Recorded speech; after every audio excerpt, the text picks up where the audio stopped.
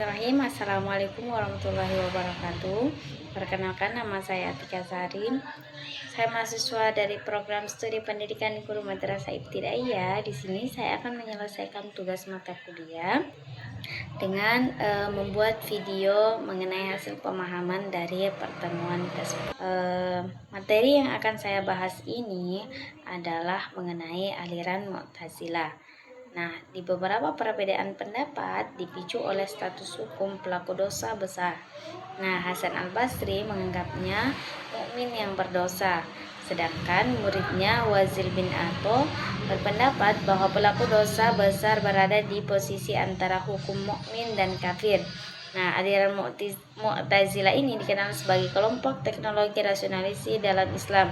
Mereka sangat menjunjung tinggi peran akal dan memandukannya dengan kajian filsafat, menjunjung tinggi filsafat Yunani dalam menafsirkan teks-teks agama, sehingga mereka sering disebut sebagai kaum rasionalis Islam. Tahun wafat dari aliran Mu'tazilah,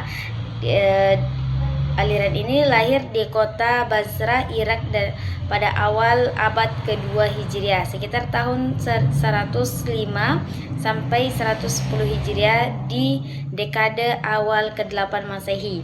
Nah, momen kelahirannya aliran Mu'tazilah ini ditandai dengan peristiwa spesifik di Masjid Agung Basrah, yaitu Wasil bin Atha memisahkan diri i'tazala dari tiang majelis ilmu agama Hasan Al-Basri karena perbedaan pandangan teologis mengenai status pelaku dosa. Isi ajaran dari aliran Mu'tazilah ini adalah At-Tauhid, yaitu keesaan Allah. Nah, ini adalah ajaran paling dasar. Mereka menolak segala bentuk sifat Tuhan yang menyerupai makhluk. Menurut mereka, Tuhan tidak memiliki sifat seperti melihat, mendengar, atau terpisah dari zatnya. Karena itu mengarah pada kemusyrikan banyak kekal atau implikasinya. Mereka meyakini bahwa Al-Quran adalah makhluk atau Al-Quran adalah makhluk diciptakan bukan dari sifat kalam Allah yang qadim atau mutlak. Kemudian keadilan Tuhan, Al-A'di. Mu'tazilah menyerap paham Qadariyah. Di sini mereka meyakini bahwa Tuhan Maha Adil sehingga mustahil Tuhan menciptakan perbuatan buruk manusia lalu menghukumnya. Manusialah yang menciptakan perbuatannya sendiri. Kemudian al-wa'id, janji dan ancaman. Nah, Tuhan itu pasti menepati janjinya untuk memasukkan orang baik ke dalam surga dan orang jahat ke dalam neraka.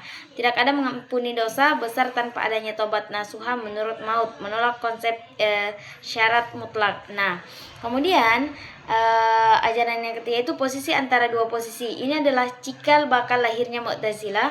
Pelaku dosa besar bukan lagi seorang mukmin karena imannya sudah rusak, tapi juga bukan kafir karena masih bersyahadat. Ia berada di status tengah-tengah, disebut al-manzilah bain al-manzilatin, yaitu posisi antara dua posisi. Jika meninggal tanpa taubat, ia akan kekal di dalam neraka, namun siksaannya lebih ringan dari orang kafir. Kemudian menyuruh kebaikan dan mencegah kemungkaran. Ini adalah aliran yang ajaran terakhir dari aliran Mu'tazilah, yaitu kewajiban menyebarkan kebenaran agama dan menindak kezaliman. Nah, yang dalam sejarahnya bahwa pernah dilakukan Mu'tazilah menggunakan kekuatan negara seperti peristiwa Minha atau inkusi pada masa Khalifah Al-Ma'mun.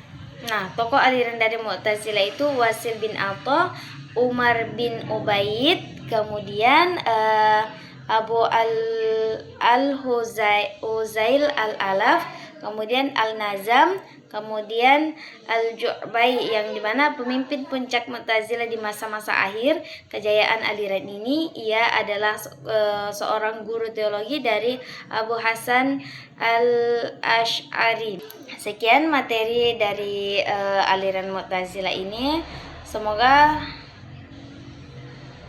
kita dapat memetiknya yang baiknya. Sekian, akhirul kalam. Wassalamualaikum warahmatullahi wabarakatuh.